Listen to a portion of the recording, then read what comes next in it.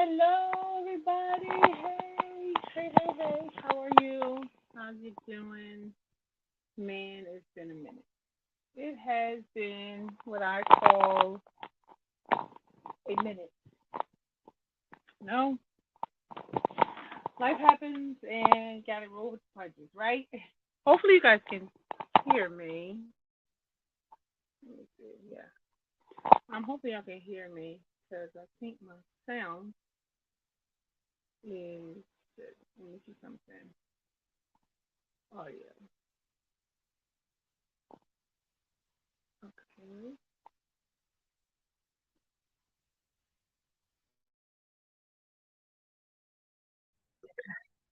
Yes. Good. Hopefully you guys can hear me now. I'm hoping you guys can hear me. Hello everybody. Hello. Welcome to Bowes. Hi everybody. It's been a long time. Since last year. So happy New Year's. Happy Valentine's Day. What else happened? Happy President's Day. Happy Martin Luther King birthday. I missed a whole lot of stuff with you guys, right? It's what it is.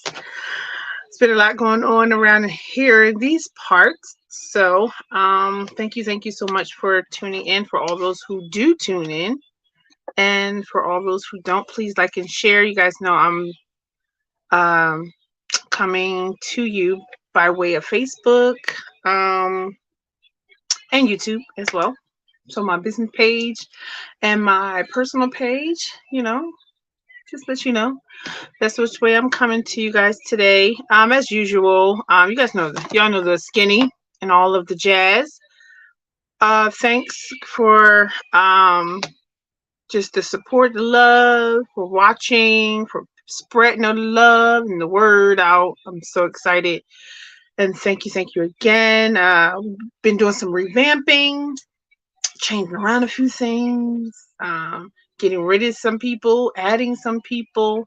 So just a lot going on, on top of moving and everything else. So life is just getting really busy and hectic. So unfortunately, I haven't been able to get on here as much as possible. So I do apologize about that. But I'm back now. So we back now. All right.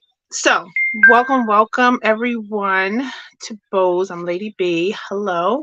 I would like to read our mission statement, which I do every time when we come together, just so that you guys are aware of what our mission is. So, our mission is a sisterhood dedicated to empowering the lives of women across the world. Our mission is to build stronger women from within by enhancing the knowledge of who they are and to connect with the power that resides in unity.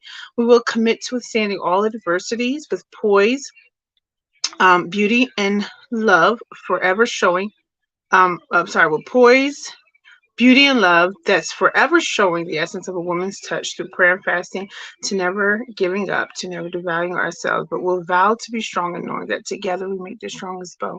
So that is why we do these things. Wednesdays, we come on here and do a podcast to talk, interview people, bring inspiration, encouragement to you. And we also have our tea times. We haven't did it for January, February this year, but I do plan on having a tea time in March. So that information will be coming to you to let you know all of the wonderful things we're doing in March and April and so forth and so on. Y'all know at the end of the year, we got our Christmas ball, which we're going to do again. It's going to be bigger and better. We usually have our health and wellness event. Um, I'm thinking I'm going to do that, but it's going to be on a smaller scale. So we're probably going to still do that because I still want to have that knowledge and information spread, and I'm probably going to make that event free. um what else, other things we're going to do? We always do Mother's Day. I think I want to do a brunch this year, so we're going to get together. I have new Bull Squad members, so our team and our goal and our drive and everything that we pretty much trying to do in the city of Trenton will get stronger and better for all those that are putting their hands in. So we're praying that the Lord will bless us to be diligent, effective, and always together and on point with it, right? So that's my prayer. So, and I'm thankful that you guys are still hanging on. buy a thread, even though it's a small thread. But thank you, I appreciate you.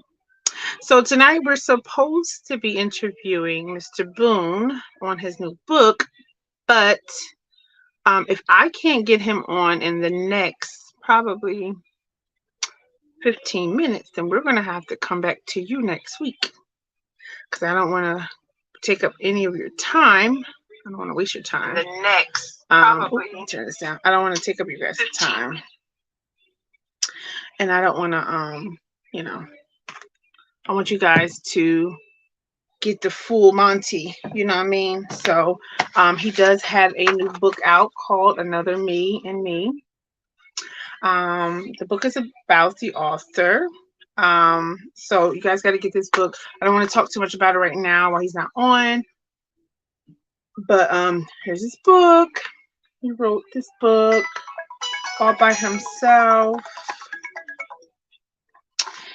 And it's a really good read. It's a short read. It only has about what's this, 75 pages. Yeah, 75 pages. There's chapters, and there is a really good content. So we got a couple of parts. We have an introduction, part 1, 2, 3, 4, 5, 6. Then we have a creator chapter. I guess that's the same thing. That's 6, and then 7 is the encounter, and then the last chapter will be about the author. So yeah. So it's really easy read, quick little read. See how small that is? For your first book, not that bad. Not that bad. Go, Mr. Boo. So here's his book. Y'all go check it out. I believe you can purchase this on Amazon. I think on Amazon it's $17.50. I think for his book event, I don't know what his price is going to be for that. So we'll probably get to talk to him about that. Otherwise, yeah, this is what tonight's was about, to just inspire some young authors out there who are desiring to be an author, desiring to write a book, stuff of that nature. He can share all of that information as far as his production company, how he went about it, his process, everything. We were looking to have that conversation, but I think there is a holdup at the moment. So we may have to reconvene next to the week. You may have to reconvene next week. So, you know, hopefully, he can come on in a few. I'm just hoping, but either way, hopefully you guys has had a great holiday, great Valentine's Day. Hope you shared the love. I'm hoping that you guys did all of that wonderful stuff. I'm losing weight, thank God. I'm down, I think 35 pounds now.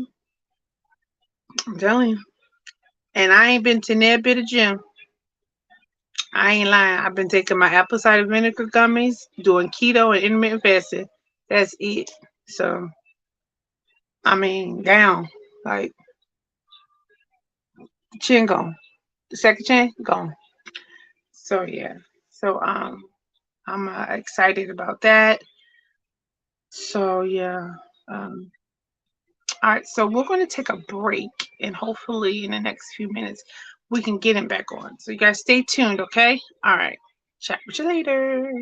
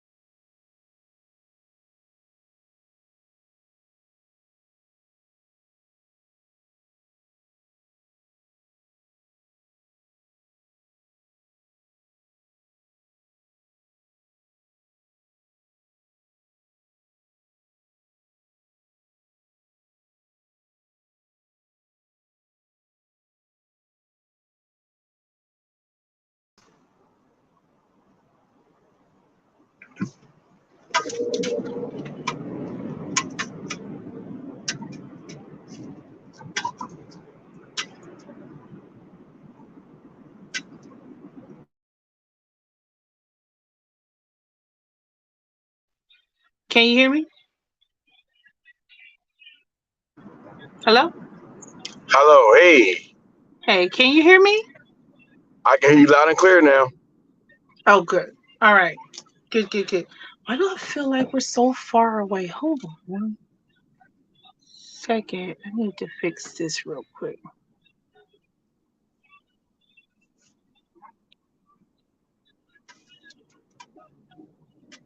Okay, that's better.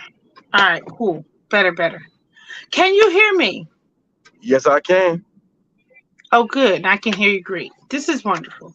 All right. Yes. So I kind of introduced your book to everyone.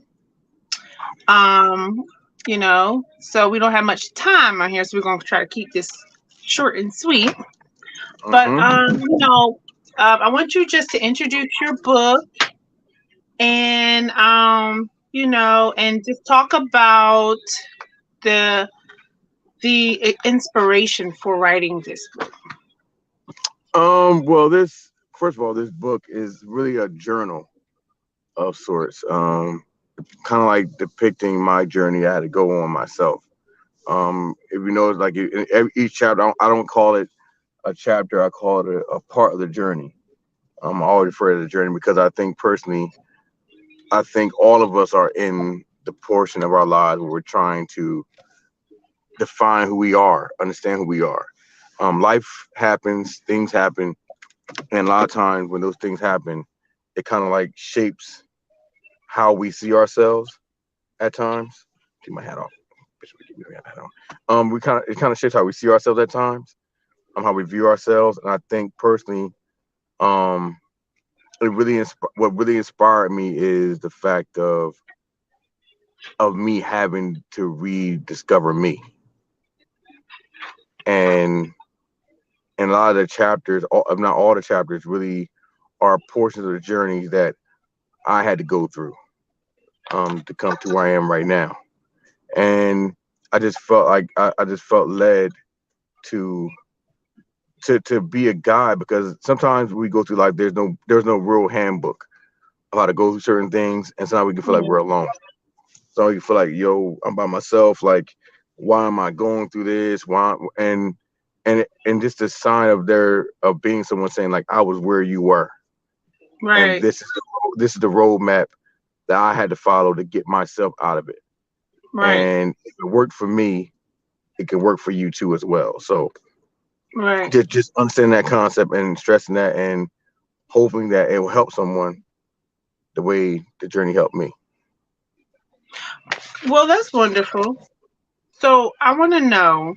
So I read some stuff in here, and I want you to kind of like, not all of it because I don't want to give it away. And you can just go through all the credentials as far as how they can retrieve the book later. So I want to kind of go over this statement you put in here. It's chapter 1 in identity, and it talks about um, you know, how we see ourselves, right? I'm always talking about Hmm. that on my show. So Right. here it says, um, it's a perplexing reality that all too often ends with someone committing suicide or becoming entangled in a web of criminal activity that leads to suffocating consequences of long-term imprisonment. It is it is this reality that oftentimes put put a strain on what was once solid marriages simply because the spouse was unable to find self-worth outside of having a job. And I think you liken this to a job because you asked the question, what if you lose your job? Do you cease from existing? What if you experience an accident that hinders your physical ability to live an ideal life, um, much less earn a living? Do you stop living and then you go on to finish speaking? Can you just talk about that a little bit? I think a lot of times, like in that particular chapter, I'll ask I pose a question of what defines you. Like what is the thing in your life that defines you, that makes that you put so much stock in, what make you who you are. And I think a lot of times I use that example, like for most men, it's their occupation, their jobs, how they're able to work and provide and produce. For most women, it's their relationships. They find their identity in the relationships that they form, whether it be being a good wife, being a good girlfriend, being a good mother, being a good daughter. So like, and the question after that question is like, when those things fail, when there is a disruption in the relationship, when you lose a job, do you lose who you are? Do you lose sense of who you are as a person, or your intrinsic value as a person? And I think a lot of times what happens is, especially during this pandemic, I think the pandemic has forced a lot of people, if not everyone, to really take a look in the mirror to see themselves. Because sometimes Mhm. we can get so over inundated in our jobs, we can get so over inundated in our relationships, that we lose ourselves in those things. That when those things are taken away from us, it's like we're standing out on mid. We're like we're stranded in mid animation in the As if world, we're empty and have as no if we're other empty. worth, right? Right. We have no other worth, no other value, and like our our failures begin to define who we are, not so much our intrinsic value define who we are. Of who we are within. And Exactly. And I within, yeah. agree. I agree to that. Like I really like what you said because, you know, a lot of people do that. You know, they will go through traumatic situations. Granted, you don't want to lose a job, right? But it's not the Mhm. end of the world, you know, because if you apply yourself, you can find another one. And if you think like that, if you know that I'm worth not having to deal with that, or if they don't find my what am I trying to say, my work ethic Value. Yeah. valuable enough in this company, then fine, I'm not gonna beg and fight to keep something. I mean, unless it's something that you love. If it's a job that you love, then yeah, by all means, fight it out. However, as long as and hard as you can. But Mhm. if there is obviously something in there that just ain't gonna unveil itself, then therefore, you say within yourself, okay, well, just got to find another job. And and, Simple. and and and to be honest, the you that got the job you lost, the same you can get another job. Like you didn't change, the job changed, but whatever skill set you had that got you that job, another job out there that's looking for that same skill set. But if you lose yourself in the moment, if you lose yourself in what's going on, you'll find yourself being depressed. You'll find yourself being stagnant. You find yourself being stuck. And then what happens is you lose the drive to go out and find out another job, because that one job became the definition of your whole entire existence. Exactly. I call those people volcanoes because you notice volcanoes don't move, but all they do is spew out terror and detriment Erupt.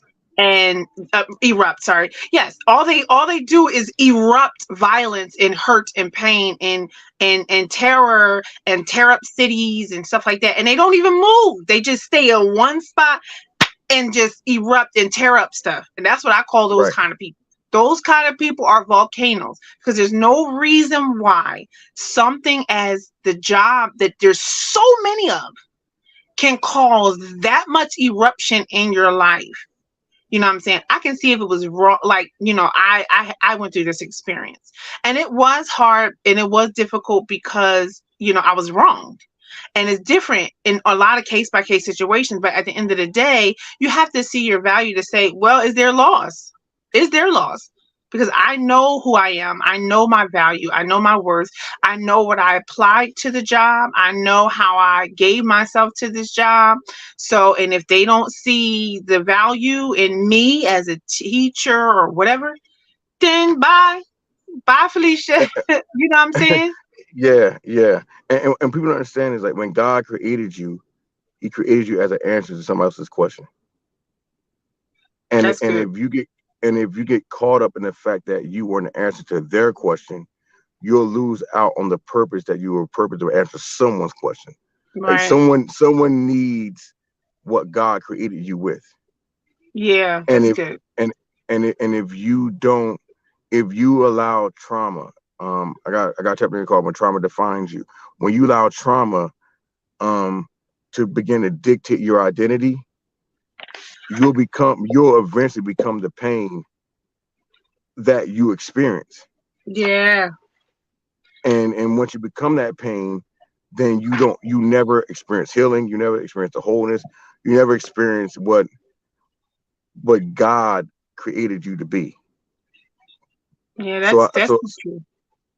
so I think that's definitely one of the drives, because to be honest, a lot of this book, the journey, I really started writing this book almost 10 years ago. This book is 10 years in the making. But I had to experience some traumatic Wait, events in my it's life. 10 years in the making for only 75 pages? Trust Can me. you explain that to me? I'm going to explain it to you. I'm going to explain it to you. One, most people attention span ain't that long anyway. Most But this people, 10 years. yeah. It's well, I got other books that are coming out in the near future about the other 10 years. But as far as in regards to like this journey of discovery of oneself, it took some traumatic events that happened to my life to kind of shape me to my core, where like I needed God to redefine me because I lost my definition. Oh, that's I, good. That's I good like stuff. Oh, I, that's I, good I, stuff right there. I lost my definition, so I needed to go back to the original creator to redefine me, because I remember one night in particular, I went down to this men's conference, and in the worship experience of the men's conference, God came into the room and told me, "You're not what they said you were. You're not that. I know how you feel, but you're not that. This is who Mm. you are." Oh, wow. And that really began the healing process within myself, because sometimes like life can, if you allow it, life will beat you to death. Oh, yeah. Oh, yeah. Because it's So not, the word I want to use is it's not reliable, right? not, it's It's ever not shifting, ever changing. sustainable and it's not reliable because it's up, down, in, out, up, over. It loops. You go through so much different stuff, so it's not consistent. It's not reliable. It's not something that you can sit here and just be like, life is got me steady. It got me straight. It got me, rolling. Hmm. Smooth, and it's not. So why depend on something that's unstable? The part of the Bible in Ecclesiastes 3 says like a time to live, a time to die, a time to mourn, a time to weep. Those are different extremes. So let me know that life is full of from one extreme to another. Right. Like, but the key reality is like trying to find a true center, trying to find That's a it. middle ground. Whereas if everything go crazy, this middle ground right here is going to keep me stable. Absolutely. And that's the point of the book, is trying to help people discover that middle ground. So, what would you say is your favorite chapter? Oh, my favorite chapter. My favorite chapter is the deconstructing of the creator. That is my favorite chapter. That is my favorite chapter for a number of reasons, Why? because it allows me it because it really deals with, I believe, with some of the, like the fundamental like situations that we go through, um and some real philosophical questions that most people have that most people don't talk about, like the argument against the creation of God. Like, does God really exist? And I argue in that particular chapter that that for most part there's no such thing as atheists. It's really skeptics. And a lot of people are skeptics because their question is, if God is real, then why is all this suffering in the world? So I want to kind of challenge you a little bit. I'm gonna be an what do you call Devil's it? advocate, devil's Yes, advocate. yes. In this moment, just for right now, right? Because I want to know, can you really deconstruct our creator? Can you really do You that? know, the premise of the argument is, and what I say is, if you can't deconstruct, if you cannot deconstruct a truth and build back on that truth, that statement still remain true, then it wasn't true in the first place.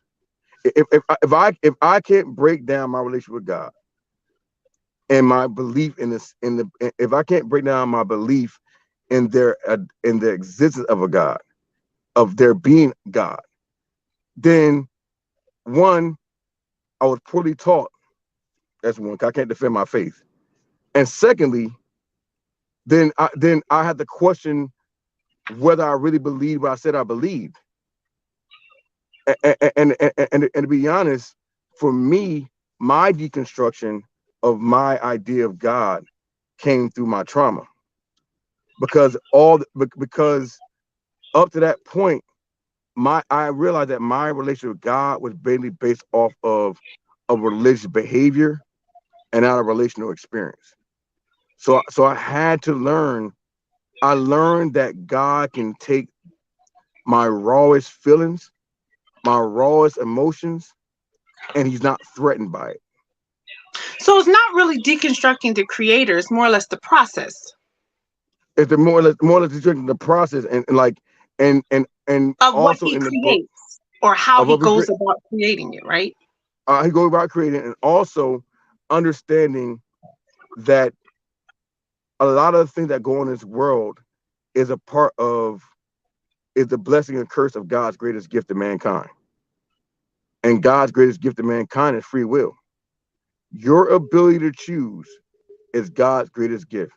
And I remember I had a conversation recently with my brother, and I said, the reason why I know that God is love is because love cannot exist without free will. If love is absent of free will, there's manipulation. So because he gives me Yeah. free will, Wait, because he say gives me, that again. if love is absent of free will, then it's manipulation. Then God don't love me. He's manipulating me. But because I have free will, the freedom to choose, it shows that he wants me to love him back on my own accord. On my own term. I know that's right. On my own accord. He's not going to force me to love him. He's not going to force me to choose him. But then that's the free the after but the presence of free will also open opportunity for somebody not to choose him. So all this suffering we see in this world is really because man didn't choose God. So is Man that didn't what you mean choose. when you say, I'm sorry, I mean to cut you off, but Yeah. is that what you mean when you say when choices are made, consequences are created? Yes. Mm, that's good stuff. It says the result of our choices are often more far reaching than what the initial choice initially appears to be. That's good stuff right there. That's some good stuff. It really takes an intrinsic look at how you choose your life and how you think about yourself with your choosing your life. Right. That's kind of Right. what that's the feel it's kind of giving me. You Yeah. know what I'm Because saying? like. Like, Mhm. for you to say there's another me within myself, meaning not just the Holy Spirit that's supposed to dwell within you, but who, I guess, the identification of who you really are within yourself. I think Or can and you also explain your title to okay, us? in the book, I present the conversation of the contrast between the created you and the born you. Like the created you is God's original agenda in His mind about you before he formed you in your mother's womb. That's Right. God's original agenda. The born you is the environment you were born into.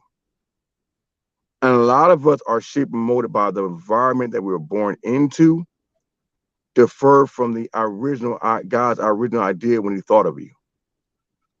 Like you weren't born to suffer. Like you weren't created rather to suffer. You weren't created rather to fail. You weren't created to be in an abusive relationship. You weren't created.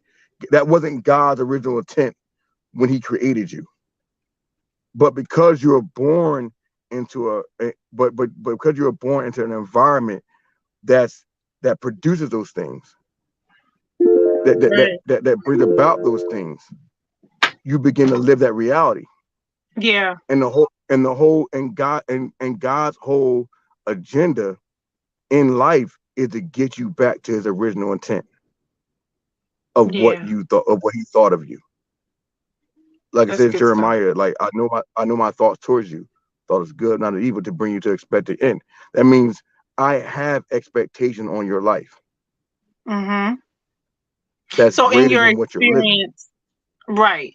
So in your experience of actually writing this book, how much of you did you find? I'm in the book. Or I Like mean, it's with this, even though it's pretty much all about you, but still. yeah. Was there For anything me, new? Like did you have an epiphany of anything new as you began to read and write this book? I realized that I realized my purpose on earth. I got a better understanding of my purpose on earth, and What that's is your really purpose? to really be a conduit of like God conscious thought, like to be a communicator of that.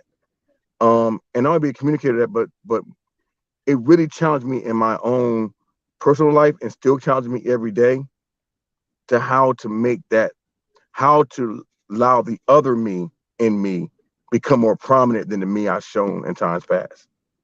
Right. I'm constantly evolving in the understanding of how that looks like. Right. But, because most of the time, like most of us can only dream of the real us that we want to be. That that sometimes to achieve that, it causes you to make some scary decisions and Yeah. some scary That's the choices. truth. Because now you have to choose differently than what you've been choosing however long you've been living. Yeah. And that's the challenge. And getting over the fear of meeting the new you. Yeah, that's the key. I think that's the key because at the end of the at the end of the day, I believe that sometimes people make the choices and decisions that they do predominantly because of fear. And if and the Bible talks about, you should not have the spirit of fear. You should not have the spirit of what? Um, You have to be very clear about a power and of love and a sound mind. right, but you should have the spirit of power and a love and love and a sound mind, and that's the thing. So it's like, I think fear looks so many different kind of ways, and it comes out in a lot of different ways as well. And it's like if a man who is fearful of losing his job, if he does lose that job, how do you think his behavior is going to be? It's going to be erratic. Right, right, right, right. And I think that's the reality. The bottom line is this: you have to be able to lose your concept of who you think you are to discover who you are. Yeah, and it's, I And like what you said. I'm sorry. Go ahead. go ahead. And that's why Well, I and was that's going to why say I like what you said. go ahead. Huh? I'm sorry. I already Wait, said you finish break it up what a you were little bit. saying first. No. What I was saying was that's why like the central figure of the book is really Jacob, who turns into Israel, because although he's born Jacob, he was always destined to be Israel, Right. even with Jacob tendencies. So and I think that's all of us. All of us have that alter ego that we have to fight against, that will force us to live a mediocre life, to live a life that's not fulfilling, a life that doesn't have purpose and agenda, a life that's far beneath what we were created to be and become. And we have to fight through that alter ego all the time. And we have to lose the fear of becoming that guy. Yeah. The fear of becoming Israel. It's okay to be Israel. Right. And That's it. I just don't understand why we allow people, places, and things to define who we are instead of just knowing it for ourselves. Because this book is what speaks to that knowledge. Like, you knowing who you are, whose you are, is far more important than people, places, and things. Exactly. And that, once again, that goes into the concept of like, are you nurtured to become who you are, or That's were good you right born there. the way who you are? That's And, good and, right there. and And that's why people be like, Sienna, you can't always blame the parents. Yeah, I do. Because children learn from their environment. Period. I work with kids. I've been studying kids for years. And children learn from their environment, what they see around them and how what is poured into them, and how they're taught. And if you don't put core values in your child, they're gonna struggle to find them. Not they ain't going to find them. I mean, they may eventually find them sooner than later, or later. Who knows? But it's going to be a struggle for them. It's going to be a struggle for them to not be followers, for them to not have fear, to not be defensive. I mean, there's so many people in this world that's defensive. It's ridiculous. It's like, why do you feel the need you have to fight all the time? And you have to always but come to your own rescue? because no one came to their rescue in the past. So Right. That's what I'm saying. That's what I'm you saying. saying That's like my point. the trauma made them who they are. And all of us, some part of your character, some part of your behavior, some part of how you display yourself has been shaped and molded by some traumatic event that has not been Right. addressed or dealt with. Absolutely. Absolutely. And just imagine how free a person can be if they can come to that place and just really admit it, talk about it and deal with that, and just be free from it. So therefore they don't have to walk around and see, I did my work. When I mean I did my work, I still got more work to do. I know I do. I know I do. But when it pertains to childhood trauma, like, I did so much work on myself. So much work, because I got childhood trauma for days.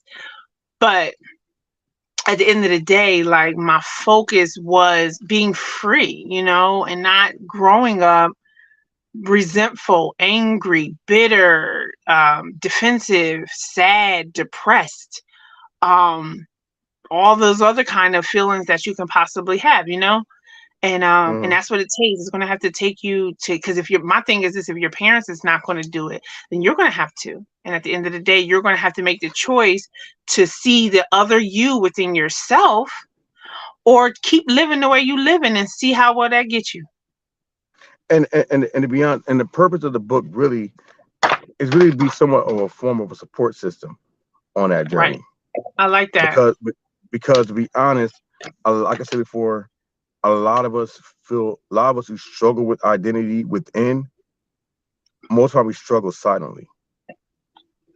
Oh, We a lot don't of people do, express. especially men. Men are the We number don't one silent. What do you call it? What did you just say? silence. We struggle silently. Yeah, We're not taught. struggle silent. We're not taught how to be vulnerable Yeah, in moments and to be healed. And it takes a time. It takes time for us to build up to that point of vulnerability so we can be healed. I And agree. my thing is like, and it's good for anyone. My thing is, we have to be whole individuals. If you have Got whole to. individuals, you have whole marriages, you have whole families, you'll produce whole children. And I Yep. think the problem with sometimes the problem with women at times, sometimes I think some women become too vulnerable, where they make themselves vulnerable to the wrong people or to the wrong environment that takes advantage of that vulnerability, and therefore like causes even more damage. Yeah, that's the truth. I totally agree with you on that. So, I mean, I think it's a great read myself. Tell everybody how they can go about retrieving this book. You can go right on Amazon.com, type in "There Is Another Me in Me." Fascinatingly enough, it's the only book of that title on Amazon. Trust me, I checked it out. It's amazing. It's pretty cool. Um, Type it in, you order it, it be within your house. You got Amazon Prime, faster than normal. I'm telling you right now, it's a great book. I encourage you to get this book. This book is meant to help you on a journey to either discover yourself or redefine yourself. And I know right now that this world in the world we're living in, the world is waiting for the created you, the you that God created you to be. And this is a great book to help you and support you on that journey. That's wonderful, sir. Thank you so much for sharing with us. Please, guys, go and get it. Do you have any information as far as when you'll be doing a what is it, book release or what is it called? A book, it can be a book signing event coming up real soon. Right now, we're going to venue, lock the venue down. As soon as we get that locked down, we'll have information out there on Facebook. We're going to share it on Facebook, on YouTube, on hope that I know for sure. B.O.W.S is going to, Queen B, Lady B is going to share it on her platform. You're going to see You it, already know. and it's going to be awesome. I'm looking forward to really being able to sit down and meet you guys face to face, sign your copy of your book. We will also be selling books there as well. So if you don't get the book on Amazon, when we at the event, you can definitely come in and purchase the book then. And how much is the And I'll book on still be Amazon? selling books. The book on Amazon is 1750, I believe, 1750. Come out with tax about 18 something, but about 1750 on Amazon. Come out, go buy it, get your copy right now, and I promise you it will bless your life. And shout out to Lady B, my wonderful wife, who's doing her thing on B.O.W.S. Awesome, awesome, awesome, awesome, awesome, awesome, awesome woman. And I thank you for letting me come on this show and share my book. Thank you for being here. You're welcome, sir. Anytime, anytime. Thank you so much. Next time you won't do it because you're late. So let's not be late. I was like, Okay. how did you? Alrighty. Thank you so very much. Well, that's how you can reach it. And is there any other contact information that they can get in contact with you? Um, you can contact you right now. Just contact me on Facebook via Facebook page. Inbox me. My Facebook page is a public domain, and like right now, What we're is your just trying Facebook to push the book. page name? Sherman Boone Jr. That's my Facebook And page name. can you give the description of the picture because there's a lot of them? Oh, the picture's gonna have "There's Another Me in Me." Got a picture of me and my wife and and our daughter on the page as well. All right. That's it. Thank you so much. Love you. I'll talk to you later. Bye. Bye. Have a good night. All right. There you go. Come go get the book, guys. Go get the book. Go get the book, y'all. Um, it's a really good read. I that's what I say. It's not, as you can see, it's not that big. So, all right. Well, that was it, and y'all have a good night. I'll hopefully we'll see you guys next week on Wednesday, 7 p.m. Be there, be square. How you do it? Boom.